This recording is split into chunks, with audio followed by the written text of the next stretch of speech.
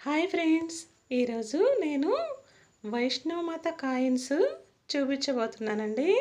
నాకు voice over ఇవ్వడం చేతగాక మా మదర్ హెల్ప్ అయితే తీసుకుంటున్నాను. నా వీడియోస్కి సపోర్ట్ చేసి సబ్స్క్రైబ్ చేసుకోండి ఫ్రెండ్స్.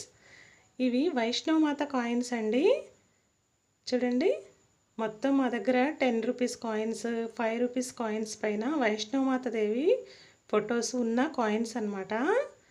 ఇవి మాకు స్కూల్లో 2 సార్లు అయితే నాకైతే స్కూల్లో దొరికాయండి. తర్వాత మా అన్నయ్యకి పాల ప్యాకెట్ తీసుకురావడానికి వెళ్ళినప్పుడు చేంజ్ ఇస్తారు కదా, చిల్లర ఇచ్చినప్పుడు వాటిల్లో వచ్చిన కాయిన్స్. అండ్ మా అమ్మమ్మ, నేను, మా అన్నయ్య, మా అమ్మమ్మ ముగ్గురం కలిపి కలెక్ట్ చేసిన కాయిన్స్ ఇవి. మా అమ్మమ్మకి సెంటిమెంట్స్ ఎక్కువ అండి. ఇలాంటి కాయిన్స్ ఏమైనా వస్తే తప్పకుండా దాచిపెడుతుంది. వీటిల్ని ఒక బౌల్లో వేసి దేవుడి గదిలో పెట్టి ఉంచుతుంది. అందుకనే కొన్ని మచ్చలైతే పడ్డాయి, కానీ క్లారిటీగా చూపించడానికి అయితే ట్రై చేస్తున్నాము. చూడండి, మొత్తం మా దగ్గర 15 or 14 కాయిన్స్ ఏమో ఉన్నాయి. చూడండి, ఇది దగ్గరగా చూపిస్తున్నాను.